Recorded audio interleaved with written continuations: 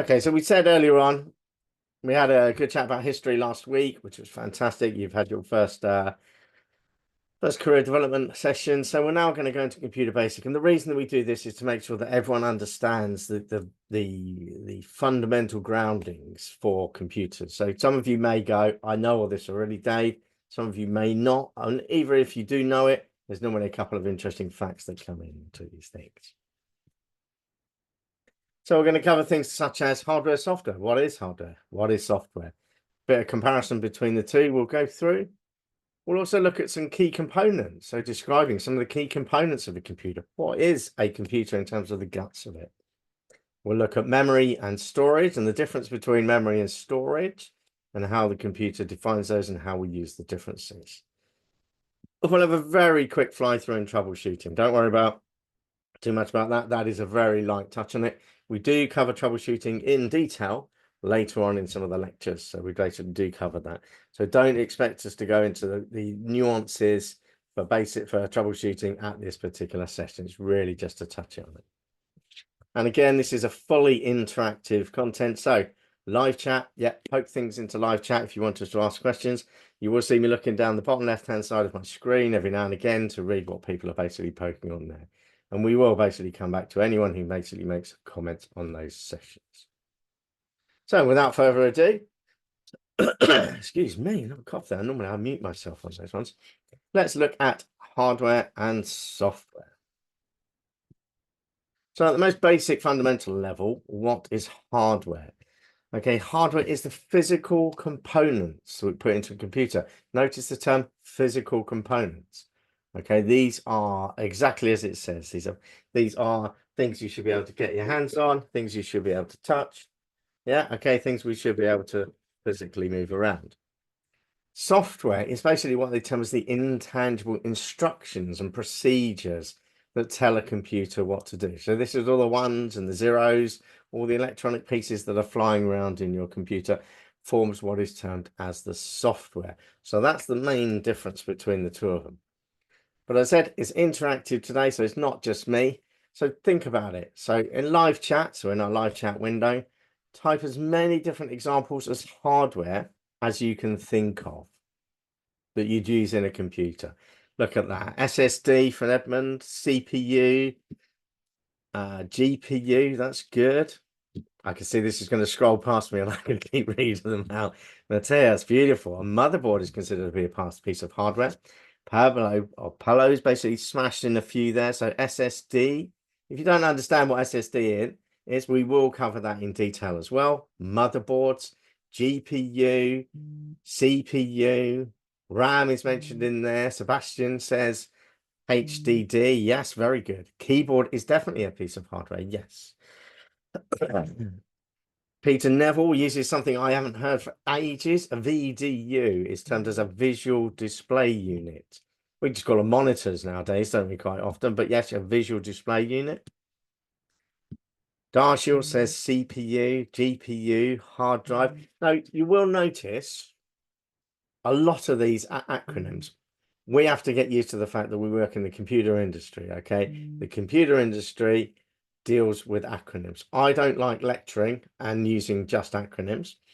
So if you catch me out using an acronym instead of the full one, or I do not explain it, please poke me in live chat and there'll be some sweeties, virtual sweeties on the way to anyone who basically catches me out just using an acronym without explaining it. Cooling system, floppy disk drive. Kablan, does that show your age there? I'm sorry about that. Floppy disk drives, that's old, isn't it? Old school. We will cover floppy disk drives and what they are. We mentioned them last week, I believe, as well, didn't we, in terms of the timeline and when they kind of came in. Seth mentioned memory card, cooling systems. Yes, our fans are very important in computers because we know computers, electricity, generate heat. If we don't get rid of that heat, we run the risk of blowing things up, starting fires, and we don't really want to be in that sort of area. Ronell has mentioned the PSU. PSU, I'll expand. It's a power supply unit. It's the piece that provides the power for your computers. And we do go into those as well when we certainly dive into a lot of the hardware things. Mouse has been mentioned with the keyboard. Thank you very much, Ernest. Yeah. Where would we be without a mouse? God, we'd be busy trying to do all sorts of typing and things like that. Okay, so that's good. So that is loads of things. So there is lots of different items. Now, before you start thinking that's my time off, so keep thinking about things. List some examples of software that are commonly used. Don't have to use commonly. Software, we don't care. Any software you can think of. So Nabu, basically straight in there for an operating system. And again, I'll apologize if I get anyone's name pronounced wrong. So we're on to software now. So MS Office, yes, commonly renamed as Microsoft 365 nowadays, isn't it? But we go into that sort of thing. So Microsoft 365, WinRAR, definitely. Operating system, again, from Kilifa, I think. Kilifa? I'll get one of these, I'll get right one time. A browser, our common browsers. Remember, we have several different flavors of browsers. Those are all software. Hello, thank you very much. Antiviruses. Yes, our antivirus is a software that protects us. Fintan, firewall. Firewalls are a crossover. Firewalls can either be a hardware device or they can be actual software on our systems. Probably we are more used to seeing them as firewalls on our laptops and local machines in individuals. When you start looking at businesses, and indeed, in fact, you all have a firewall, hardware firewall in your home. Let's be honest, and we'll talk about that when we come on to the networking end of things. Steam is basically in there. Slack is in there. ROM is not a piece of software. That's really tricky, isn't it? ROM is a physical hardware that we basically write things onto, just like memory is a physical piece of hardware that we store things on, like a hard disk drive is a physical piece of hardware that we put software on. Visual Studio Code, yes, the Visual Studio video players. Well, that's great. I mean, that's very interactive. Thank you very much for taking part in that. It's amazing how many different things, and we need to make sure we understand the split. We do a couple up here for you all, basically. I know you've covered most of these, so certainly hardware examples would be the motherboard, a graphics card. So that was commonly popped up as a GPU, graphics processing unit. And we'll talk a lot more about those when we dive heavily into the hardware. Memory we've mentioned, yes, that comes in several different flavors. ROM was mentioned in there, which is part of a memory. So we basically cover that later on. But yes, it's important that we establish that the hardware are physical things we can touch, and the software like Mac OS X, Windows 10, 11, or whatever version of Windows we happen to be running, Linux, Red Hat. Okay, Microsoft Office, which is now Microsoft 365, Creative Suite, printer drivers. Well done. I was hoping someone would bring something else like that. Drivers, printer drivers, anything that interacts with our hardware, which are known as drivers, is also considered to be software. So whether or not that interacts with our printer, or whether or not that interacts with something like a RAID array, or whether or not that accesses a camera, a video camera, a microphone. Those are drivers, and they sit on top of our operating system and are definitely considered software. Thank you very much for that, Caleb. So we further divide software into a couple of different toys, sections, boxes is probably the best way to put it. So we have system software that is basically designed to interact with our hardware. Okay, this stuff basically runs as soon as you turn your computer on. Okay, and it does not stop until you basically turn your computer off. So this is a system software. Yes, programs we may drop out some of the system software, shut down particular systems, but in general, system software starts when you start your computer and sits there running in the background and doing all the hard work. Then we divide it into application software. Now, application softwares are normally things that are on demand. So, for example, I might choose to run up the browser, Microsoft Chrome. So I'll double click on Chrome. That comes up. That is considered to be an application software. Just as we do with Microsoft Word, or we do with Google Hangouts, or anything like that. So those things are basically installed and run up as required, rather than running the operating system which runs your computer. Any questions around that basic summary of hardware and software and what the differences are?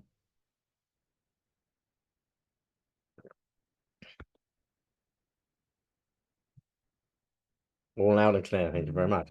Well, that's good then. So let's drop in and introduce you to our first session on Kahoot. Our first question. Are we down to 12 people? Has everyone dropped off of Kahoot?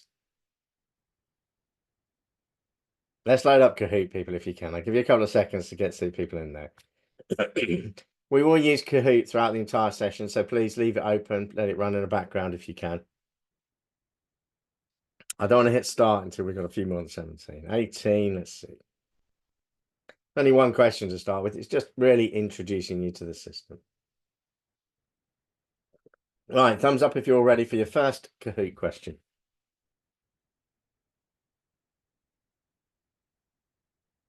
I can see you run out of typing. Thank you very much. Boom, boom, boom.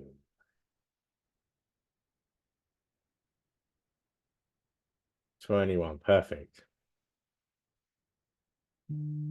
Well, now I can see you're typing there. I'm stuck and see your nickname stream. You might need to refresh that system or refresh the browser. You can probably join halfway through, Ronald, if it doesn't kick you in, it doesn't kick in properly. Great, let's have a quick go then. Don't think you miss out anything big or important, Ronald.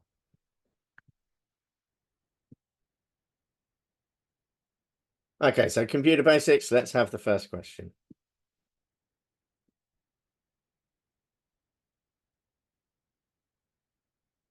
Which one of these runs as soon as you turn the computer on and does not stop until you turn the computer off?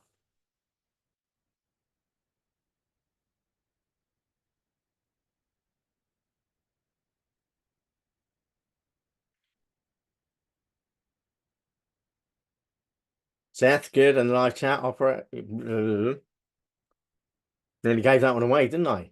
Not that it matters. Seth, if you can get onto Kahoot, it'd be perfect. But thank you very much for playing in on that line. You might need to hold it until the counter goes down, Seth. Otherwise, you tell everyone, and it gives it away. So yes, 22 of you got that correct. Microsoft Windows. Someone clicked on Excel. I hope that was just someone being expedient and really quick. Excel is an application, so it doesn't run as soon as you start the computer up. You can have these things, the applications that load, auto load on startup, but they are not normally considered to be part of that. Good stuff. So what it then does is it gives you the score. So we can see Sebastian there answered that question the fastest. Well done, Sebastian. There will be more questions coming. All right, let's just pop it back into our presentation. So let's have a quick chat about the key components that are basically on our system. So we have a motherboard, and we'll go into these details. So motherboard, these are the key components we have on our system. So we have a motherboard, we have a central processing unit, CPU. Again, we use acronyms every now and again. A GPU, graphics processing unit. Memory, now get these two right. Memory is temporary, and there are some finite edge cases where it's not temporary, and we'll chat about those later in more detail. But think of memory as being a temporary store, and then storage as being a permanent store. And as long as you use that sort of terminology, then we won't get too confused throughout this. So our motherboard. There's a pretty picture of a motherboard that I took apart. Tends to be a printed circuit board, okay, with a lot of different components or a lot of different items that we can plug into it.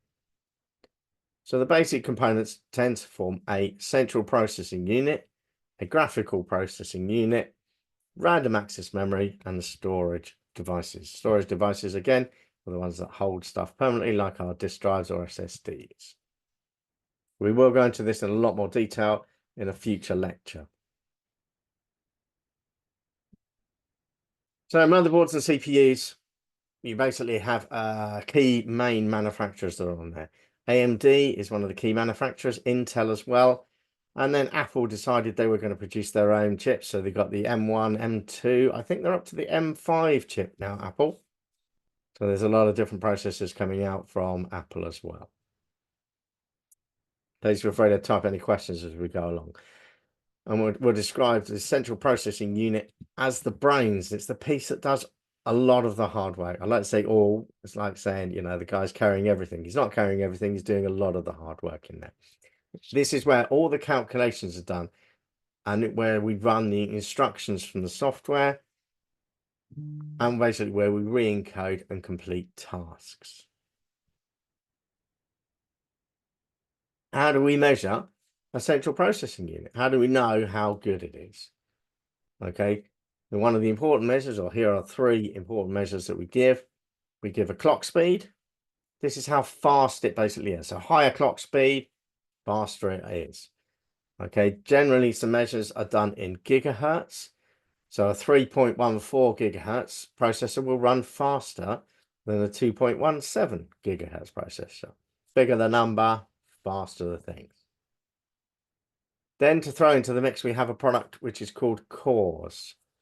How many people, hands up, hands up in live chat, how many people have heard of the terms cores on their processors? Oh, loads of you, that's good. So Edward, Sebastian, Marty, yeah, Luca, yeah. Oh, okay, that's good. So we all know about cores then.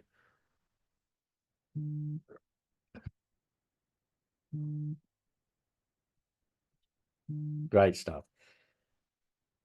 Okay, so within cores, what we're really talking about with cores is essentially it's another capability. So if you think of a single core, we'll do one task. There you go. That's me doing one task. Now, second core. So we have a second core processor. I've got my first core doing one task and my second core is doing another task. Okay, so it's doing another one. If I have a third one, well, I've run out of arms. Okay, so we have 3, 4 quad cores, hexacores, octa-cores. So the more cores we have, the more individual tasks, there's something here, more the individual tasks that our processor can perform. Now, this is important because it means that, of course, if we've got more cores, we can do more multiple things at that processor speed. So if my processor is 3.14 and I've got 2 cores, I can do 3.14 gigahertz twice. That's the simplest way to measure it. Now, it isn't true to say that it doubles the speed of your processor. The reason this is because your applications and your systems won't always be able to make use of both cores at the same time, or multiple cores at the same time. They will try to use them, but there are certain processes that will need to wait for one process to happen before it can carry out the next one, and therefore we have a core that isn't being used at that stage. And we go into a lot more detail that later on. And the cache. So the more cache, the faster the CPU, faster the computer processor unit basically works. Cache is basically a memory specifically for your CPU. Now that sounds all fun, doesn't it? Let's have a little picture to try and explain that to you. So on here, you see we basically have what's known as a level 1 cache, which it sits right next to our central processing unit, core 0 and core 1. That is super fast memory. Okay, stuff that we use an awful lot sits in that memory. And then we have a level 2 cache, which sits a little bit further away on the motherboard and therefore is a little bit slower to access. Okay, it tends to be larger and can be made out of cheaper materials. The level 1 cache, normally very expensive silicon that you're basically using there, quite expensive to basically have. Level 2 cache, it becomes cheaper and therefore we can have more of it on the system, and it tends to get shared by the single cores, by the individual cores. Level 1 cache is assigned to each individual core. Level 2 cache is shared by each individual processor. Now, this is where we really talk about things. Level 3, we don't go into level 3 cache, Alan, at the moment. We don't want to confuse things. Yes, you can have a third level cache if you need it. Okay, but the important thing to remember is that this is where we're dealing with speeds here.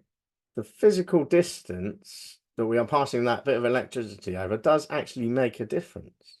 So if we are right next to each other and imagine things are going backwards and forwards between each other, we're going to do that quicker than if the memory is over here and we're having to do this. So that's the difference. And physically on your motherboard, that makes a difference. Any questions about caches? Cache is probably the one thing that people do get tripped up on. And remember, cache isn't your RAM. It is RAM, but it isn't the RAM that we will talk about when we talk about adding to RAM to a computer.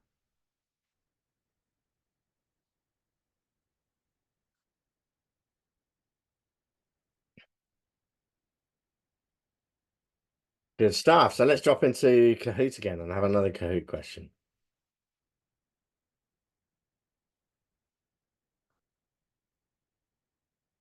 All right, here we go.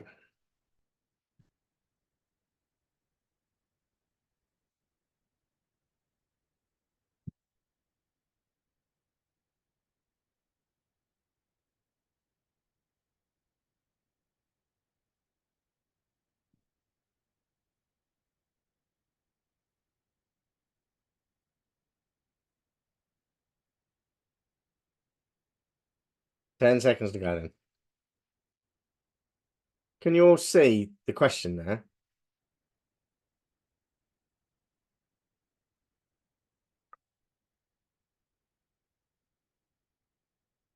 Great, it's okay. I've got a bit of graphics that basically sits straight across that, so I can't read it to you on that one. Good stuff in there. So two main manufacturers for processing types are Intel and AMD. Pentium is a type of processor. It's not a manufacturer.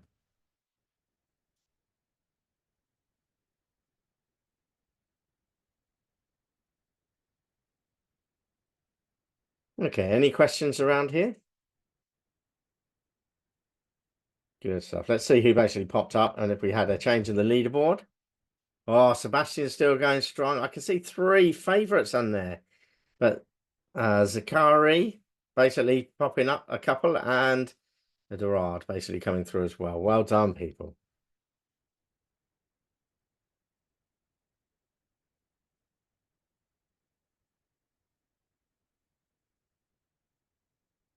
Don't worry if you can't get onto Kahoot. As to say, it's only a bit of fun and we can have a little look at it later on.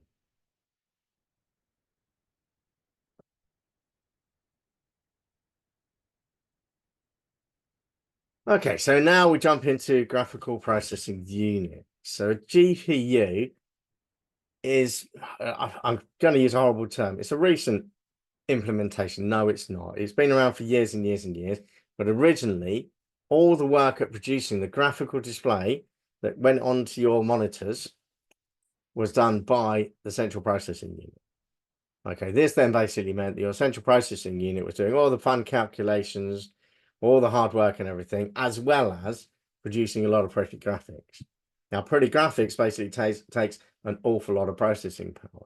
So someone had a bright suggestion and went, why don't we separate it? Why don't we have one processor that deals with all the graphics and that can work on the way? And then we have another processor that does all the hard work. So our central processing unit still does all that hard work, but everything that's graphical, it says, I'm not going to work that out. I'll pass it on to the graphical processing unit. So your GPU basically helps the processor by handling that really tricky, complicated, hard-working graphical stuff that gives us all our beautiful images, pictures, and all that motion stuff that we use in our gaming machines. So similar to a CPU, the GPU basically has a clock speed in hertz. It has a rating for the amount of cache that it has. And again, the more cores, the better performance. Now we can spend an awful lot of money on GPUs if we want. So what do GPUs basically give us? They enhance the performance. So our CPU can run quicker because our GPU is doing a lot of the graphics stuff.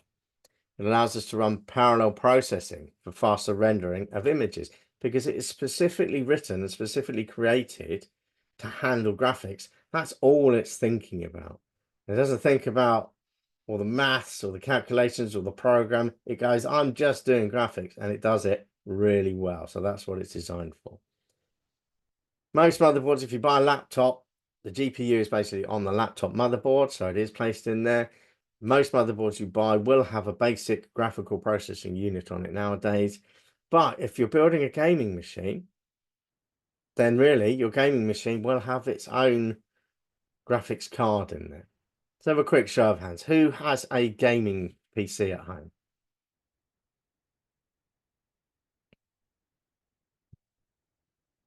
Sebastian has, yeah.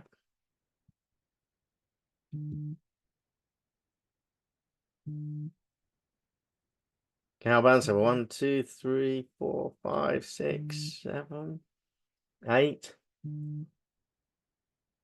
9. Sipping my coffee away there. Yes, so gaming machines are more and more common nowadays.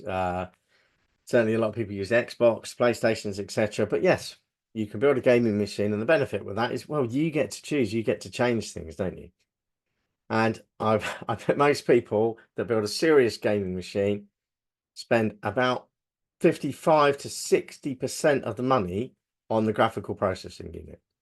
This is the card that you slot in. The rest is basically, yeah, we need a motherboard, we need some memory, we need some other things. Yes, they're all small bucks. Your graphical card that you put in is big bucks.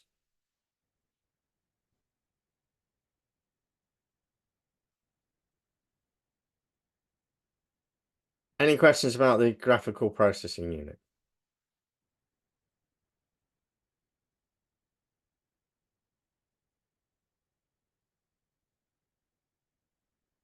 Nevada, yeah, they're beautiful graphical cards, aren't they?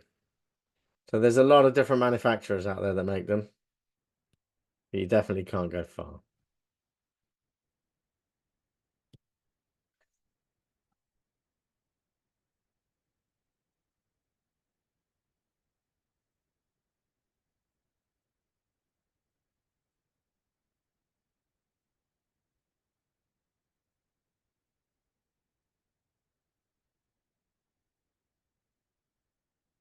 There's a question in there that says, yes, what is the meaning of GPU? Graphical processing unit. So GPU is a processor. It's a bit like your central processing unit, but it only deals with the graphical side of things.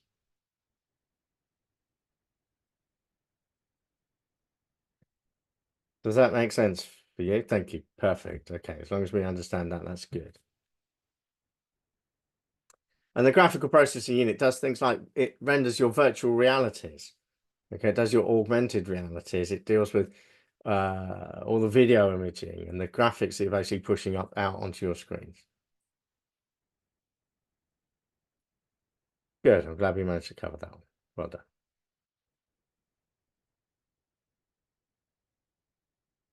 Okay, so we're going to drop into memory. We're going to have a quick chat about memory before we have a 10-minute break, because later on I'm going to get you to do a task, which will take us a little bit of time. So let's have this. So memory, what is memory? Commonly termed as RAM, random access memory. Now, just as it says, you can randomly access the data on those memory chips. So you don't need to read it in a sequence. It's not like a ticker tape where you have to read from number 1, 2, 3, 4, 5, 6, etc. You can randomly go to item number 75, read that piece, and then go to number 12, read that piece, go to number 8, read that piece. So it's random access memory. So we do not need to access in sequence. Okay, what data can we store in RAM? Well, any data we like. Okay, because it is simply ones and zeros. Everything stored on our computer is a 1 or a 0. Okay, and that basically, those combinations of ones and zeros basically form things like our letters, words, the graphics that we see on our screens. So we can store ones and zeros on memory and we can access them randomly. Contents of websites, etc., etc. Memory, always think of memory as temporary.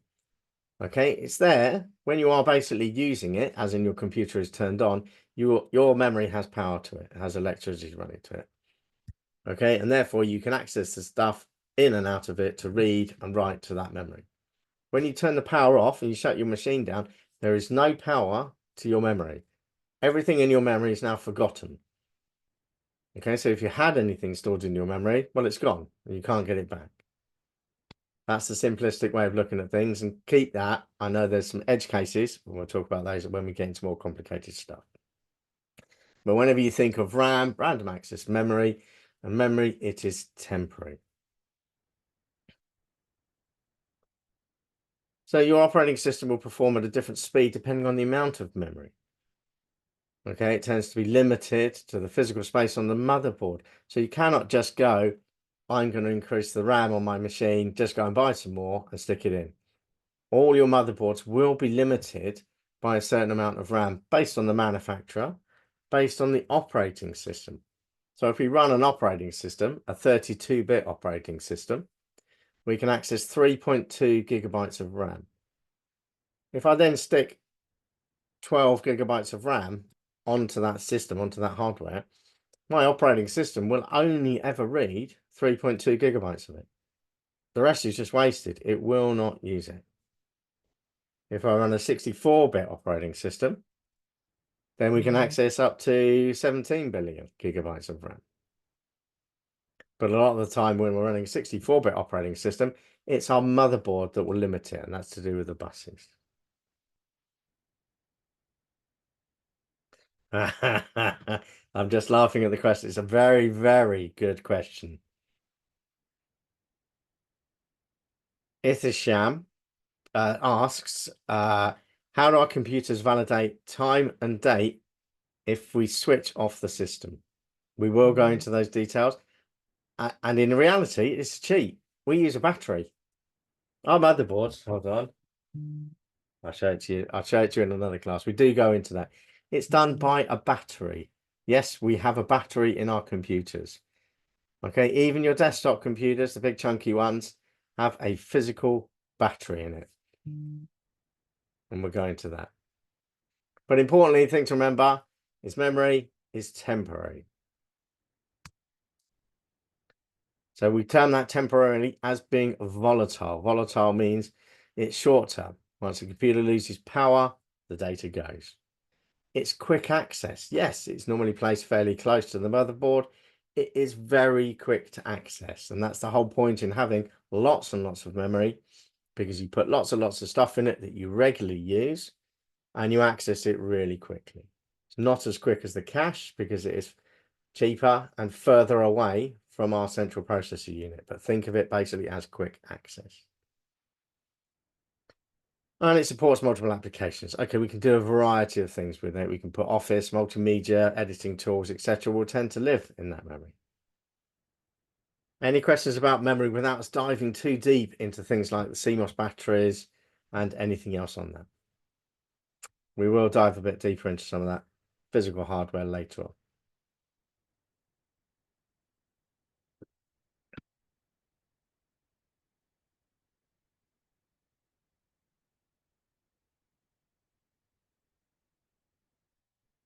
Great stuff. Well, I think what we'll probably do now, I can see the time is, we are running way ahead of time, but we've got a big exercise to do later. So what I recommend we do, I'm going to go through storage, and then potentially we're going to have a little break. So storage, the way that storage differs from memory, random access memory, is because it's permanent. So the idea with permanent storage is it keeps the data. If we turn the power off, the data is still there. Our ones and zeros are all still in the same order and everything is maintained. So it is permanent storage. We load our operating system into it. We load our applications into it. We load things like our documents, our sheets, our Excel sheets, our graphics, any pictures we have, any videos we have, we can put onto our disk drives. Doesn't always appear as disk drives, but basically that's one of the common medias that we use. So data will continue to be saved on it. Well, why don't we just put everything into storage instead of using this whole RAM thing that just disappears? Well, the big reason for that is very simply speed. Memory is quick, RAM is quick, storage is slow. So what tends to happen a lot on computers is what you will do is as you load something like Microsoft Word, it will take it from your disk drive, your slow storage, and it will put it into your memory where it can access it quickly. Then when we close Word, it simply drops it out of that, but it is still in our storage. So anything we use a lot is in memory, and anything we don't use a lot tends to live on our storage, our disk drives, and that sort of thing. So the important things are it is non-volatile. Okay, so anything we write to our disk drives stays. Anything we write to our storage stays. Now, I use storage and disk drives separately because there are different flavors of it. And we'll go into those in detail. But important thing to remember, it is non-volatile. So it does stay when we lose our power. Now, we can have internal and external storage devices. Yes, we've all probably come across little pen drives, little fire sticks, etc., that we can plug into the side. That again is a form of storage, and that is an external one because we can unplug it and we can walk away with it. This little device I was waving around earlier, that's an external SSD. So I can plug that in, put data on it, stick it in my pocket and walk away. So that is termed as external. Anything is internal is something that is physically inside the case you have. Now, whether or not that is a desktop computer case or a laptop computer case, or indeed, well, good old friends, we've got to get our good old friends in there as well. An Apple case, okay, anything inside here is internal storage. Now let's talk about the two main forms of storage that we have. We'll talk about SSD, solid state drives, and hard disk drives. So an SSD, let's talk about SSDs first. We'll do it this way around today. SSDs are solid state drives. They provide faster read and write access compared to a hard disk drive. Okay, they are non-volatile memory, which means if we turn it off, we keep it. Okay, it stores without moving parts, but they're more expensive than hard disk drives. There's a question. I'm going to throw this one up there. Who knows the difference between the main difference between a solid state drive and a hard disk drive?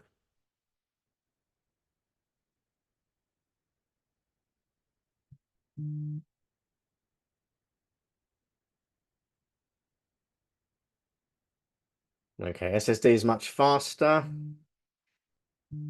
Hard disk drive uses magnetic platters. Yes. Fast versus slow. Fast versus slow. If everyone puts down fast versus slow, yeah, you're 100% right. But the reason it's fast versus slow is, as Alan basically said in there, hard disk drive uses magnetic platters. We show a magnetic platter? We did. There. Back a few slides there.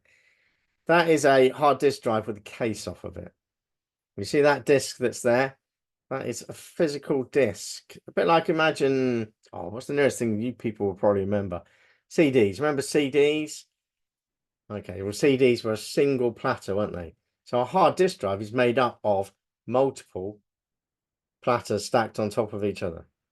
So you have 4, 5, 6, 8, 28, and they spin. Yeah, so they spin round. So the hard disk drives spin round, making them slow to access things. Whereas a SSD is a solid state, which is basically memory. We've like taken memory, we've taken it out of the machine. Well, it's still in the machine. We've taken a memory and we've said, okay, that's going to be a temporary style memory. Why don't we make a permanent style memory and use it as our storage? Yes, that's what we've done. So, oh, look at this. I've got all sorts of junk around my place, haven't I? So this is an SSD. Okay, see how tiny, how light it is. Wow, how beautiful. There's no moving parts. Nothing spins in that. No spinning in it at all. What it basically is. Oh, that's a long one. You're looking for a good one to show you. What it basically is a load of RAM chips. Okay, so it's a load of memory chips that we just told you were volatile and would lose everything. So they've now made them permanent. So this will not lose its data when it dies. And it's a lot quicker because there's nothing spinning. There's nothing spinning on that. And that makes it faster.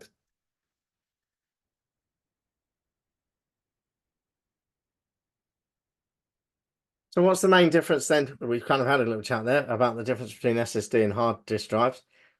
SSDs have no moving parts. That makes them faster and more reliable. That's a bit of a touch and go on that one. but they are more expensive. We said SSDs were invented before hard disk drives were. Yes, they definitely were. We didn't put them in because they were incredibly expensive to have. So hard disk drives are still massively cheap. You can probably pick up a 2 terabyte hard disk drive for about 30 quid. 30 euros, as we're dealing with mainly European people, I believe, in this lecture. Okay, whereas your SSD for that sort of size will cost you happily double that, 60 to 100. Okay, so again, and years ago, that price difference was massively different. So any questions about that?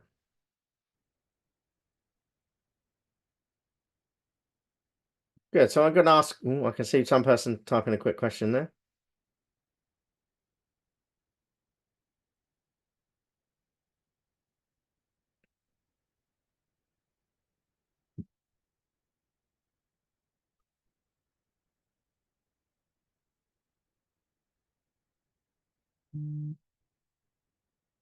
I can see several of you typing questions away, so I will wait for you to type those down. Well, I have another sip of my coffee.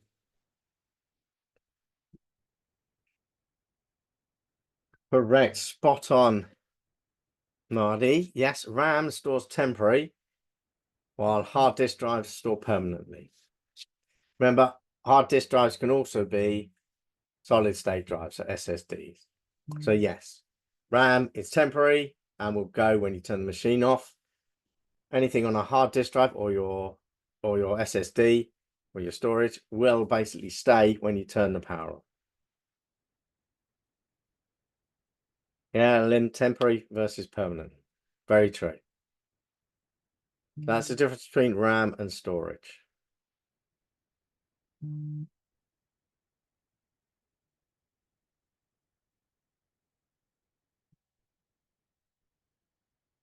Well, there's some very good questions coming in. I can read one of them out here. So RAM is the part who are responsible about how fast it is. So storage, the part that's responsible for data saved and storage. Yes. So think of it as RAM is what you're using because it's really quick, but only temporary. And your storage is stuff that's slower to access and it's permanent.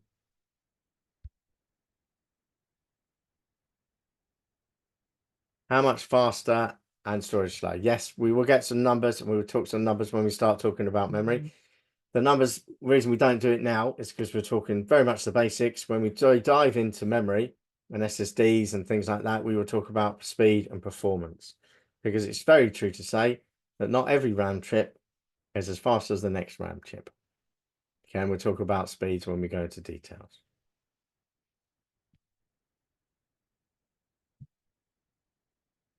Great stuff. So we're going to have a quick Kahoot question.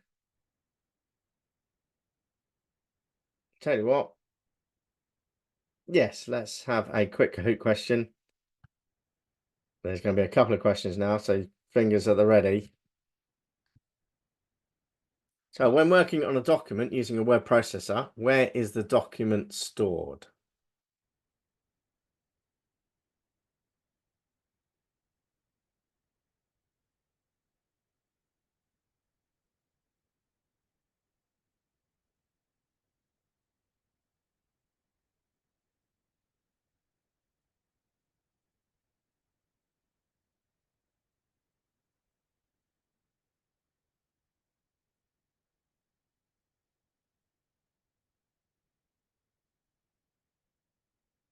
Good. I'm glad I managed to split that. This is where we get a bit interesting. Well, not a bit interesting. Well, the document we originally had would have been on the disk drive. So we then load it into RAM because we are working on it. Now, while it's in RAM, we are making changes. Those changes only live in RAM. So essentially, the stuff we are working on lives in our random access memory. If while we're working on those documents, our beautiful young child comes along and pulls the power cable out the back of our PC, all those changes disappear because it is in RAM. So anything we're working on is in memory. Does everyone understand that? Thumbs up if you all understand that.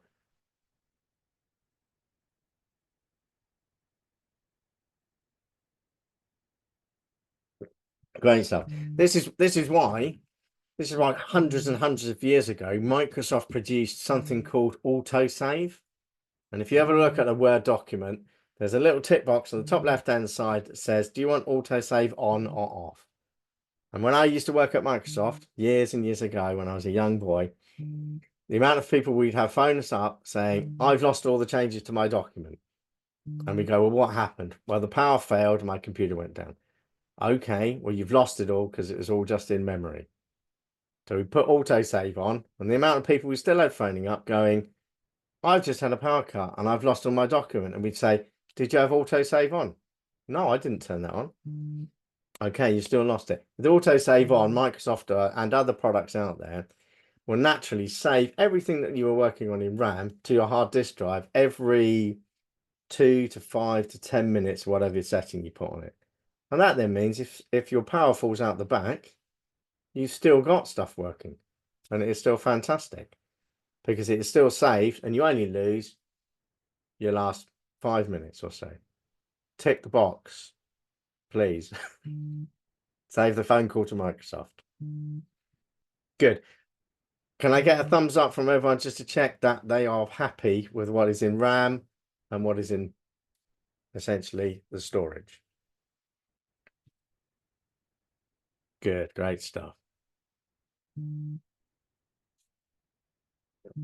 Thank you very much, people. Are you ready? Fingers at the ready for your next question.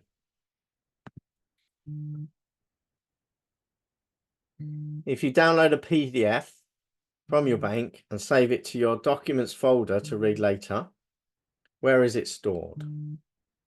So I've downloaded it, saved it to my documents folder. Now, where is it stored? 22 answers. Remember, the faster you are, only 22 people on the quiz, isn't there? The faster you are, the more points you get. 24 answers. Good to see we've got 24 people at least on this. Oh, look at that. It's like a lot of people have been paying attention. Yes, it is stored in your disk drive. Yes, you could kind of go, oh, it's still in my memory. No, we're really talking about you've downloaded it, you've saved it onto your disk drive, you saved it onto My Documents, which is your disk drive. You can then close it. It's still on your disk drive. So that's really what you're after for that question. Good stuff, everyone. Okay, so we've got one more question. Yeah, that's affected. Sebastian's still cracking in the lead. And that is basically smashing up as well. Good jump. 13 players just hit a 3-streak answer. Well done, people. So a quick true or false. Memory and storage are both non-volatile ways to store data. Oh, look, fastest fingers cracking through. I love watching that counter go up.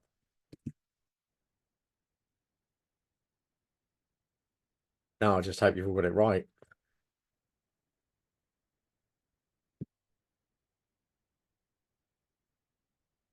False, they are different. Okay, so we said that your RAM is basically a volatile memory and will disappear when you turn the machine off. And the other one is a non-volatile memory because it stays around. Okay, so we're going to have a 10-minute break. I'm going to listen to some tunes and have a bit of a boogie. You can go and get an apple, a banana, or have a comfort break. And we will see you in 10 minutes' time.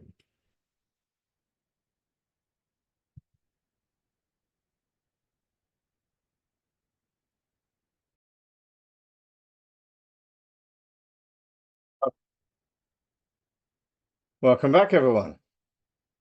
Well, I hope you had a chance to pop out, get your apple, banana, or a comfort break, or whatever it is you fancy doing.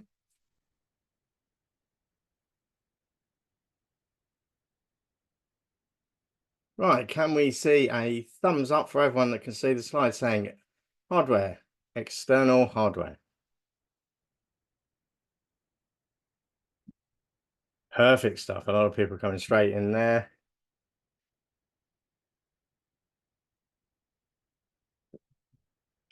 Ronald, Edward, etc. coming in.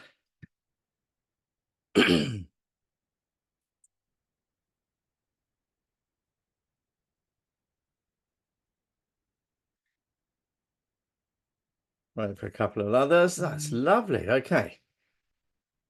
So welcome back then. We've kind of covered a lot of the stuff in the basic, and it is really much a basic upper level review on terms of what physically is inside your machine. Now let's have a little look at external hardware. Now we kind of said everything that's internal is literally as it says, it's inside the box. When we talk about external hardware, we begin to talk about peripherals, and we do go into peripherals in some more details later on in the course. So they typically interact with the motherboard in the way of either being plugged in, some are wireless, Bluetooth, which is fantastic out there. Most commonly, the standard nowadays used is something like a USB-C or a HDMI plug, and we do go into those different types of connections when we look further into the computers themselves. So here's some examples, are things such as your TV connector. Your external hardware may include things such as your monitor, your keyboard, your mouse, those things that can be external as well. But there are other things. Sometimes these are termed as peripherals. So other examples of hardware peripherals are things such as our web camera, our Happy web camera, our microphones, and our printers. We don't define those, as well as things such as our external hard drives.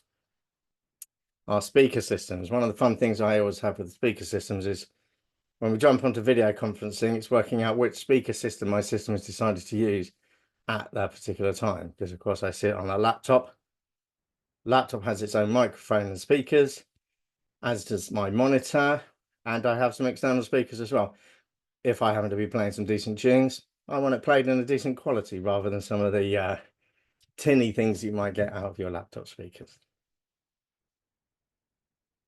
So have a quick show of hands. Who on their own system at the moment has an external device plugged in? If so, what is it? Let's do that. What is the external device you have plugged into your system at the moment? Microphone, yeah. Edward, we might get to use that microphone later. Have a little chat. Mouse, Ronald, printer, yep. USB extensions. Oh yeah, who hasn't got USB extensions? We do cover USB extensions later on. Speakers, mouse and headphones. Good, good.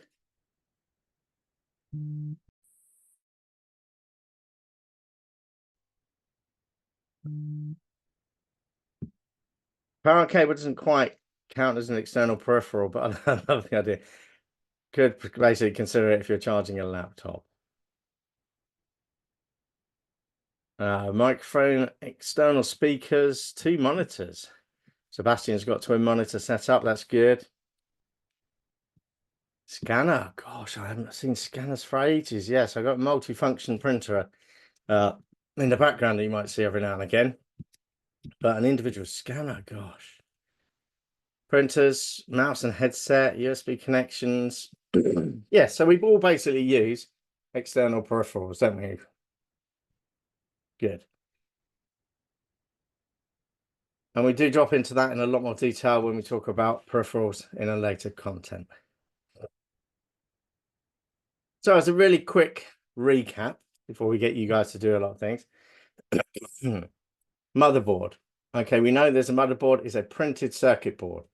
Okay, different manufacturers, and they'll either have a processor on it, which is AMD or Intel, or an Apple one. So a Mac one won't be. RAM stands for random access memory. This is our temporary memory storage. It's volatile. Power goes off, everything in the RAM is basically gone. We have our CPU, our central processing unit, which is essentially the brain of the computer. It's what does all the thinking. It's what converts all those ones and zeros and all that code into things that are actually happening.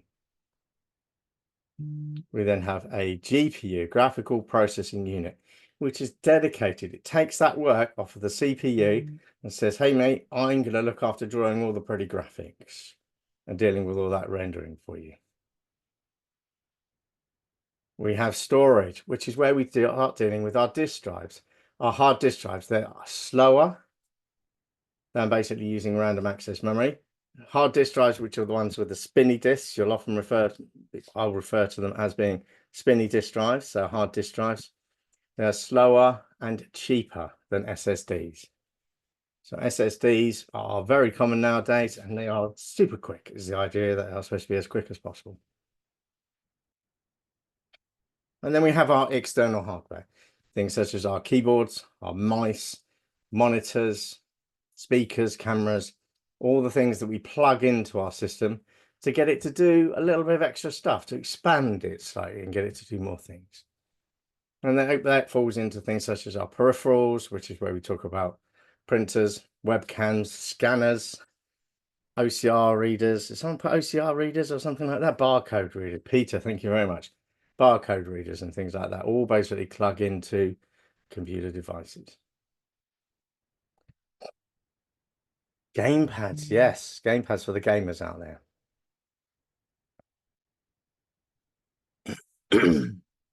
So in general, we know what we have. Okay, we now understand we've got RAM, CPU, GPU, storage, etc. as our main components.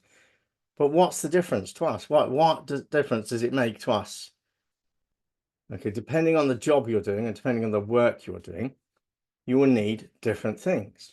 A video editor who's modifying and editing videos will need more RAM, because the idea is that it's a large amount of content, and you want a large amount of content to be as close to your processor as possible in fast access, which is our RAM. So we can quickly modify the video because we're not having to load it off of our disk drive all the time. So we have a large amount of RAM for someone who's doing video editing. If you're developing, a video game developer, you might want a better CPU because you're a developer. You're basically writing code, writing programs, making sure they run properly. So that's where that becomes more important for you.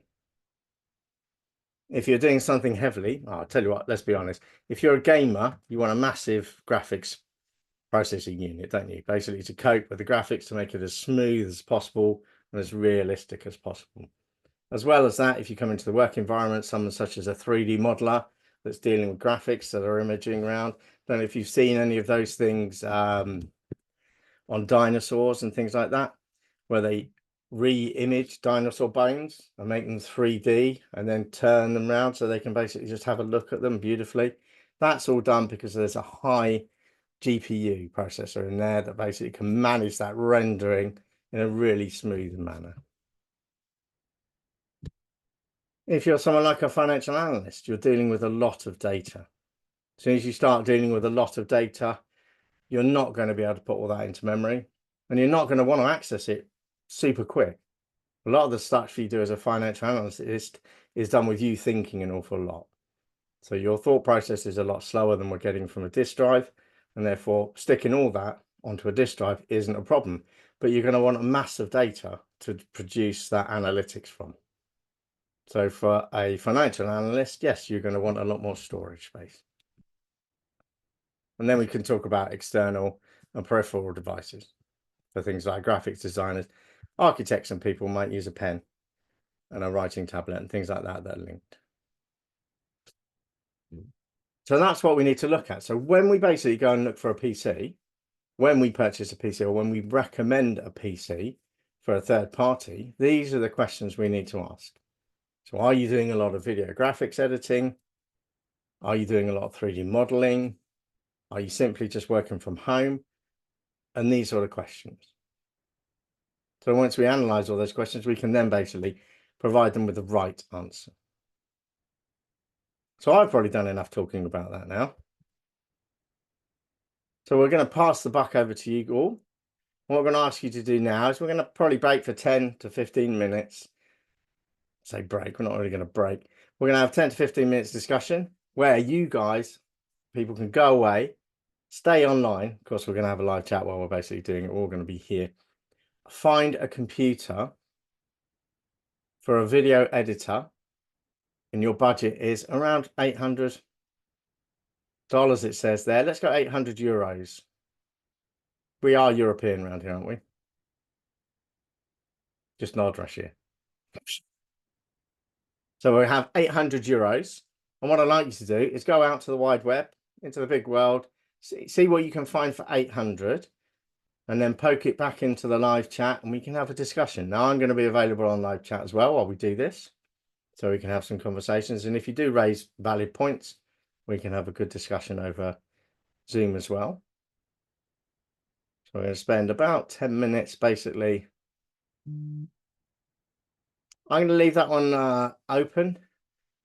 Olienka basically says brand new computer question mark. No, I'm going to throw it open. If you want to pick a second-hand computer and you can find a second-hand one that you think would be better than a brand new one, then we're going to be open to this.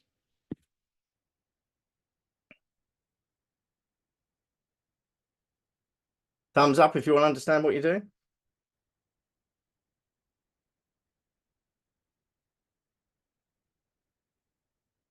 Okay, we're getting thumbs up. If you have any questions or you come back and you say, oh, Dave, does it matter about the processor? Or what about this processor? What do you think of that? We can put it in live chat and we can have a chat. I think the idea is we're going to get a few examples here of good, not so good. They're all going to be fantastic. Let's be honest. They're all going to be great. How are you supposed to take a full 10 minutes, not straight away? And we will basically have a chat about it and we will literally chew the fat over it and have some good ideas and open conversations. So this is where your opportunity to ask questions about, should I buy this or should I buy that? Or does it matter more about the memory? Or does it matter about the speed of the memory? How important is the processor and multi-cores? And we'll have that sort of an open conversation, either in live chat or I'll pick the questions up and we can have a Zoom conversation as well. Yeah.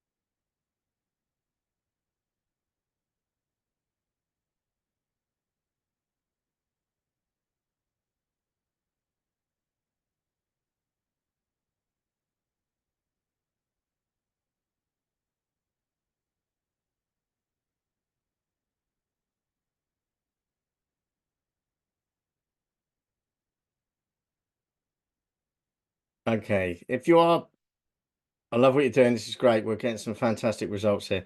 I see a few of you have kind of mentioned things like an Acer Aspire 5, a Dell Inspiration 14.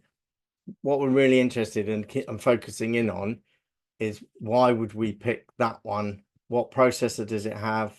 What GPU does it have? How much memory has it got? Is it an SSD or a hard disk drive? So if you can kind of find the spec of it, specifications of it, and stick those in as well, that would be absolutely perfect for us.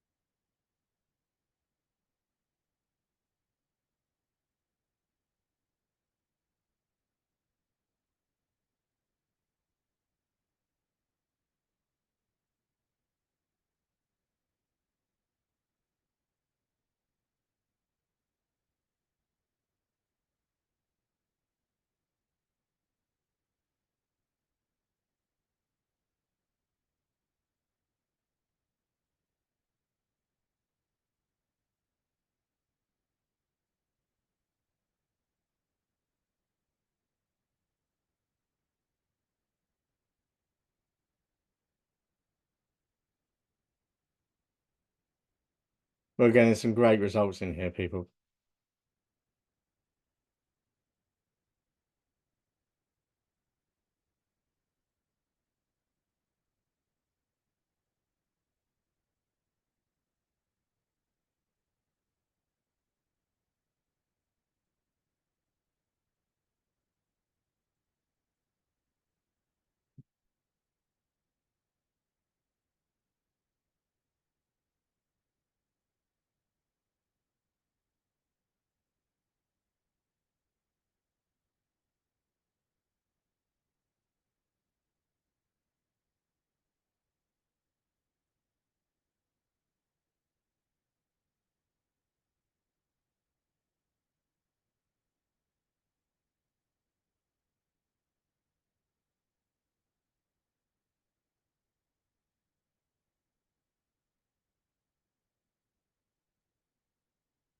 Luca, we're after it being under 800 euros, if you can. And let's be honest, uh, it may be we have to sacrifice a certain number of items or a certain bit of specification to basically get it under 800. Say, for example, this is a client coming to us going, I've got a budget of 800. This is the type of work I want to do.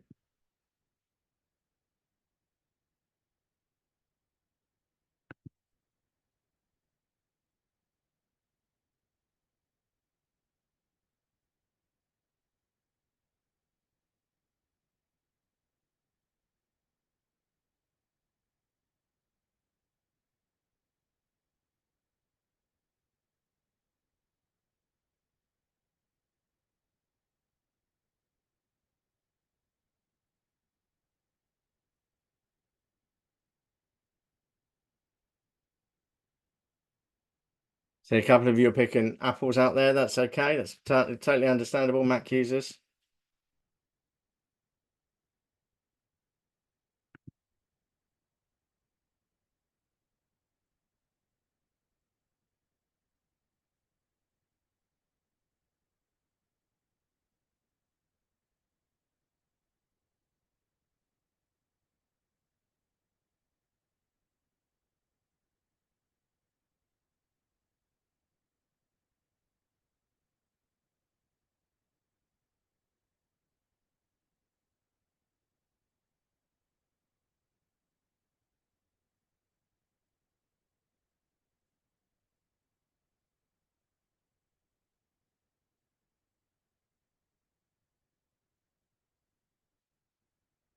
Okay, great stuff. So if we can all come back, and I'm not, please don't put a thumbs up because I'm going to lose all those beautiful PCs. Well, I won't lose them. They just shoot up off the top, will they?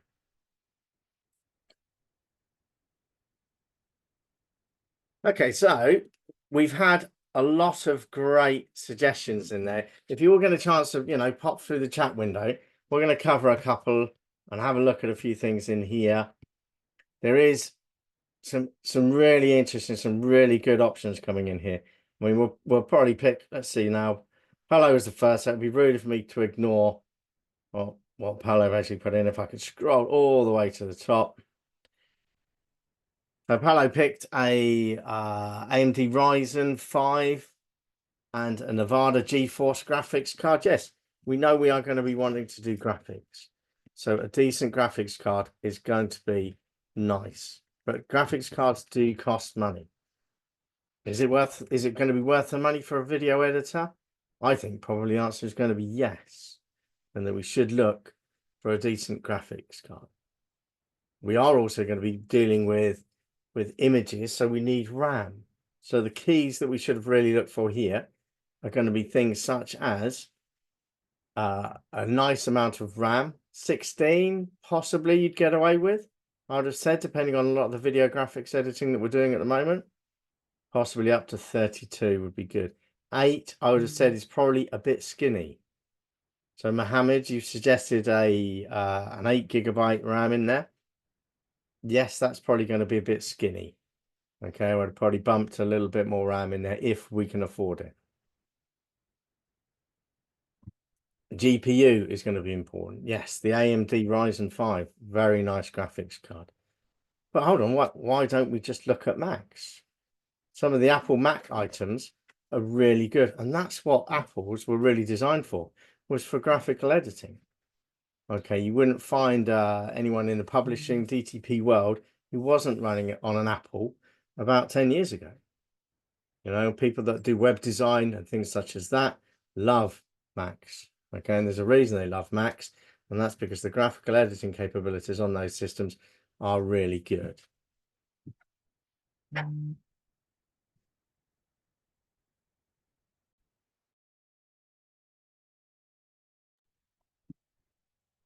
Okay, and CPU. We need a decent CPU. We don't need the flashiest CPU. I'm glad to see, I don't think I saw anyone picking an i7 in the list. Although someone's going to prove me wrong now and say they did. Okay, we don't need a super processor in there. Okay, a decent processor is good. I would spend more money on RAM and GPU and then save a bit on the processor.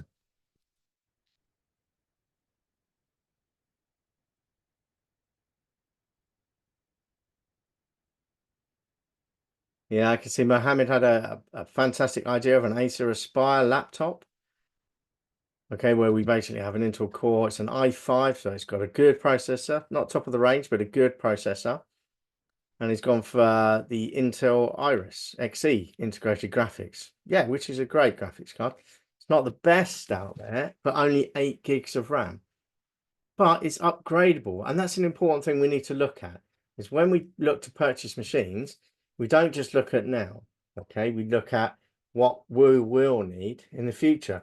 And the reason we do that is very simply, if I would have been running a laptop 3 years ago with 4 gigs of RAM in it, I'd be laughing. I'd be going, that's great. I've got 4 gigs of RAM. That's plenty.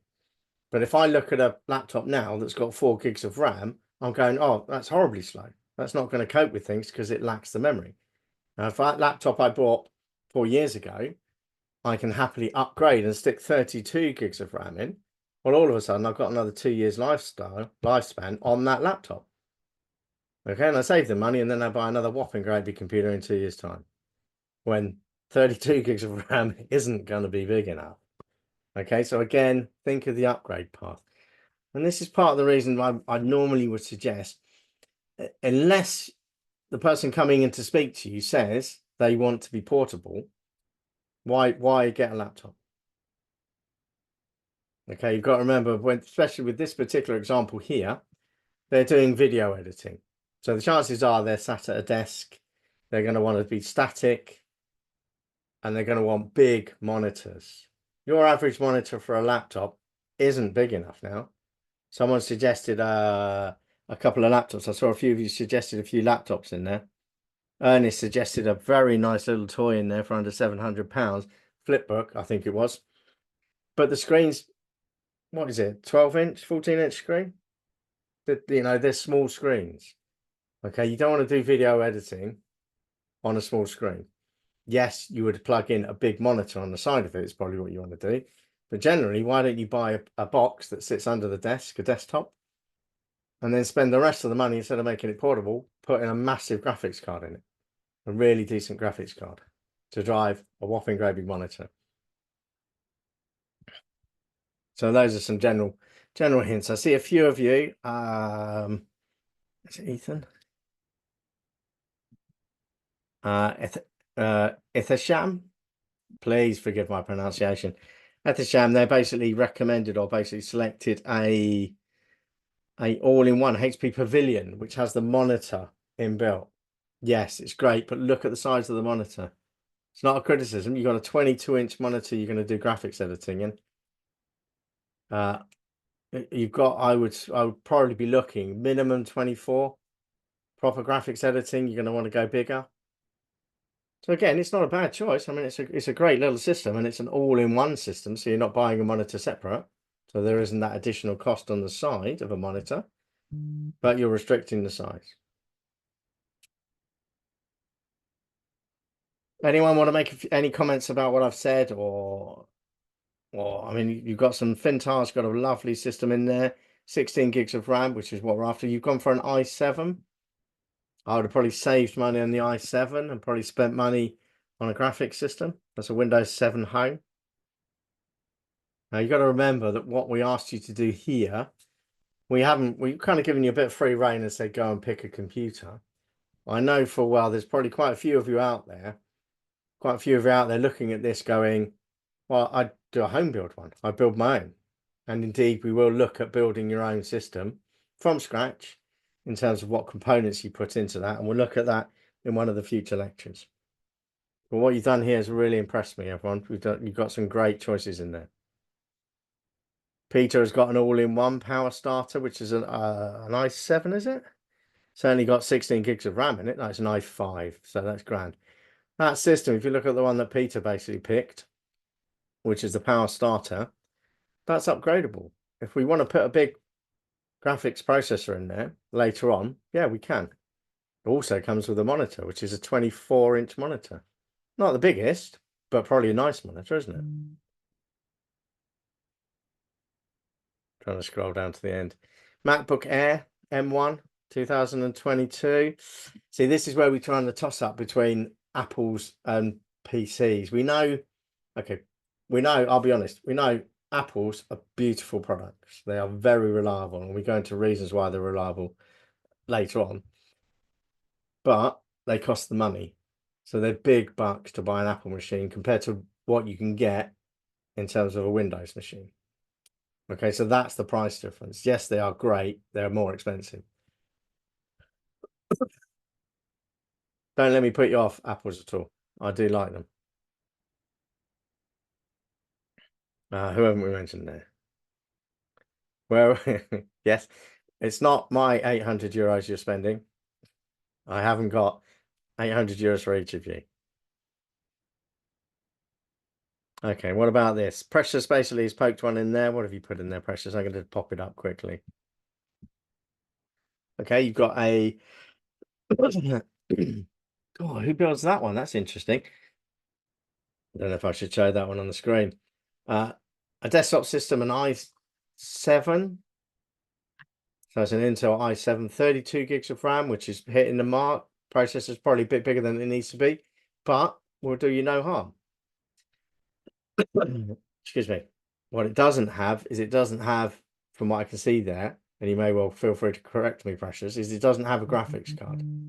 Doesn't have a really decent graphics accelerator. And I think that's really the key of what we're after here, was we're after a fair chunk of RAM, 16 minimum, 32 better, a good graphics card, and then a decent CPU. In that order is the way I tend to recommend those.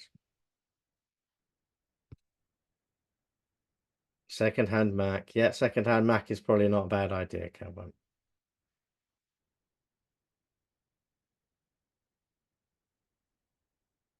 Okay, so remember what we said here.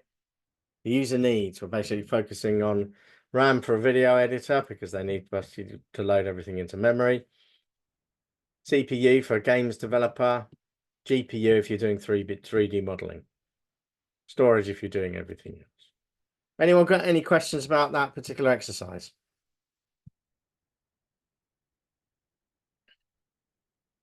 I'd like to say that certainly, a lot of those ones that you put in would be fantastic, and you've done a great work in there. So you can pat yourself on the back, and we will drop into the next section. So basic troubleshooting. I can see Edward basically typing in there.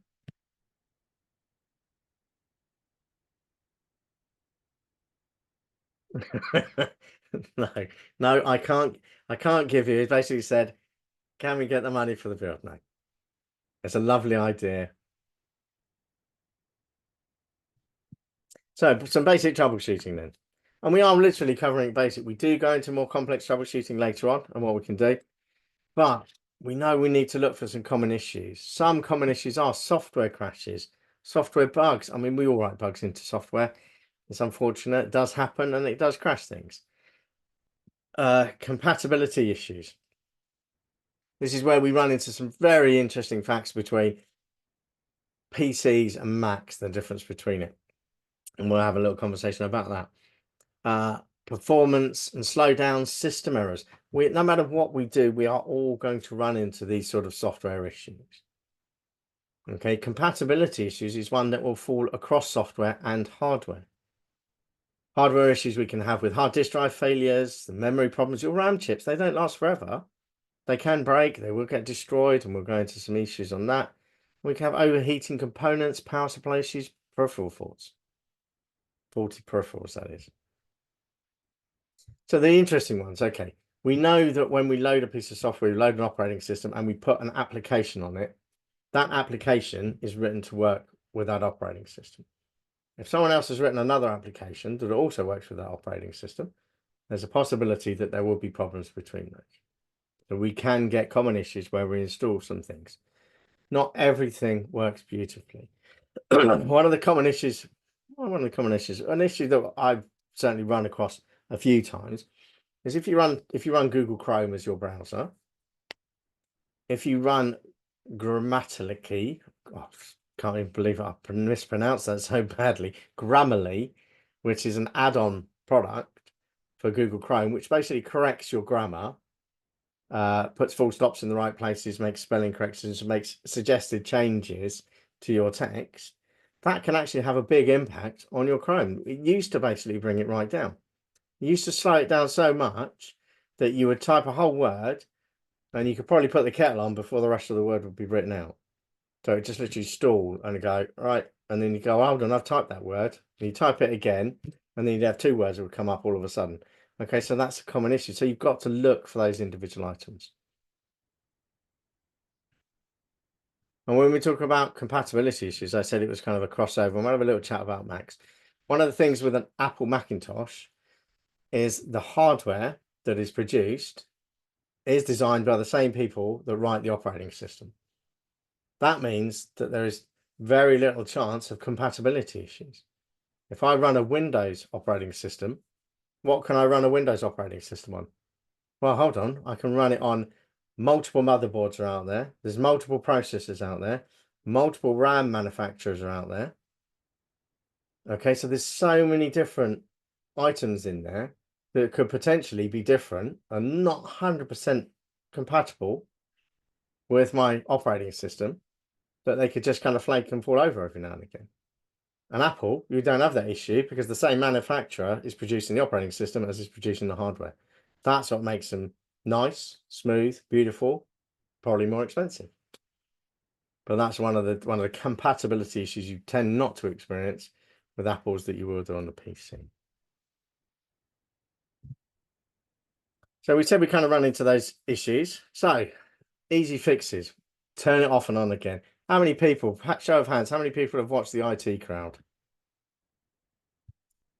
Might just be me. Show of hands, how many people have watched the IT Crowd on the TV? Look at that.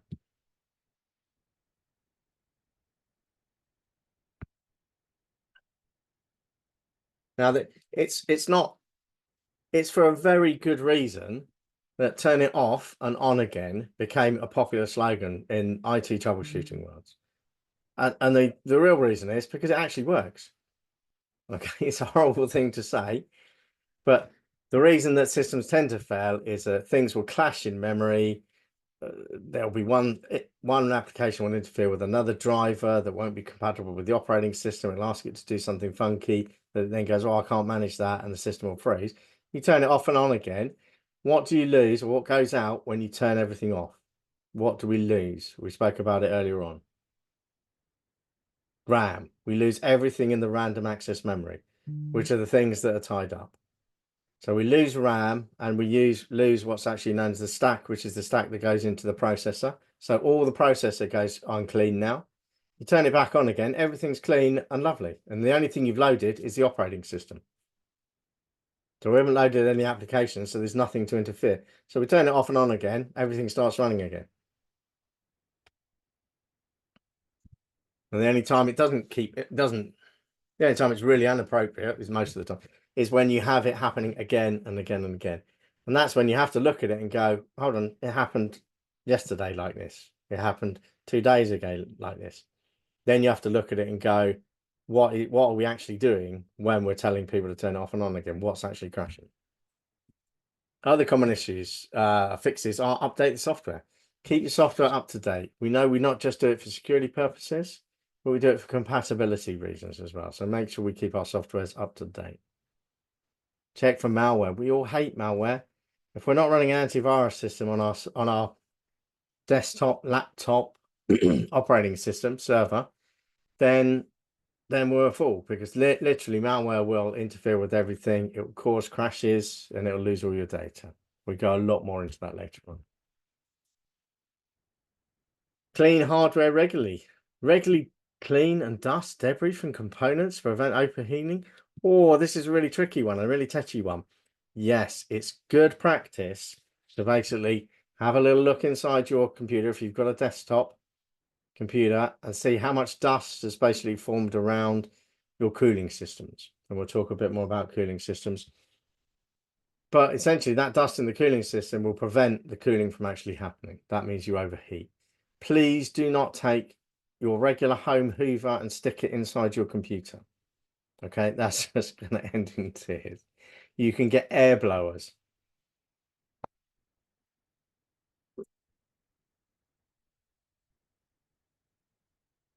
Oh.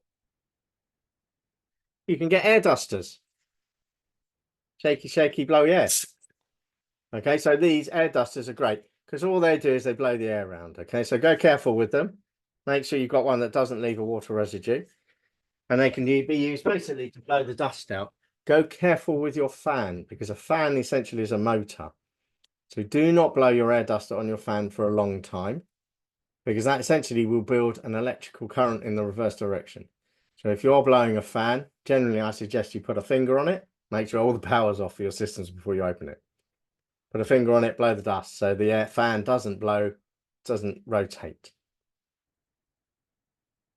So that's cleaning the hardware regularly. Testing hardware components. Yes, we know if we have systems that fall over, we can test our hardware components. Most systems will allow you to go into a diagnostics before it loads the operating system, or you can buy bits of software that will run computer diagnostics to check your systems. Okay, and they can basically do compatibility and health function tests on them. Apple does some really good ones in pre-operating systems that will run, and it will write to all the memory, it'll write to the disk drive, write to the video graphics cards to make sure it works okay. And if you see a fault, yeah, then we're looking at fixing that, and that will help us target what the actual issue is. Disconnect the battery on a laptop. Yes, well done, Alan. Well spotted there. So if you are running anything with electricity in it, make sure you disconnect everything before you basically take it apart. Any questions about some of those easy fix and minor issues, which is just an overhead? Edward, never is the answer. That's probably the wrong one. I have worked in IT for 30 years. That thermal paste is essential. Once it is on the system and it has a good contact, at that stage, I would never change that thermal paste unless my processor is saying it is overheating. I hope that answers that one for you, Edward.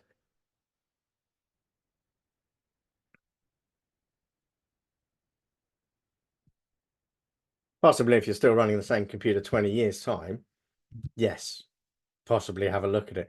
But you should see the warning sign should be there. Processor heating up too much, potentially look at your thermal paste. I'd first of all look at your fans and how the airflow is going. I'll tell you a story about computers. If you ever worked in the computer industry, how many people put desktops on the floor? Yes, that's where they're supposed to be. Everyone put their desktops under their desk, which is where everyone literally put them.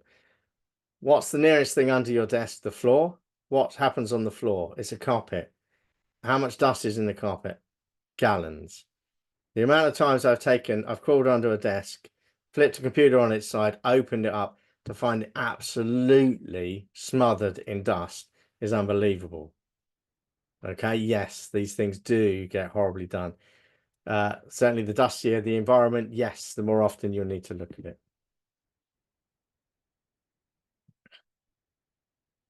There are hardware tools.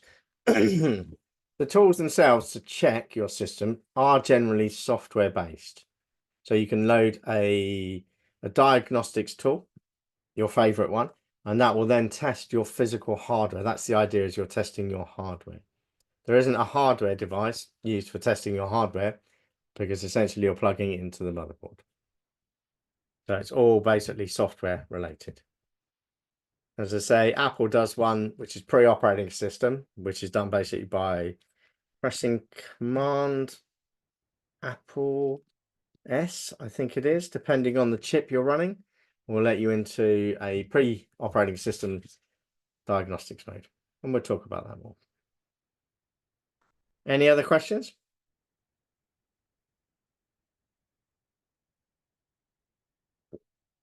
Okay, so in conclusion, what we've basically done today is we've given a brief history of computers. We've spoken about, well, not really the history. We're talking about computers, where they come from.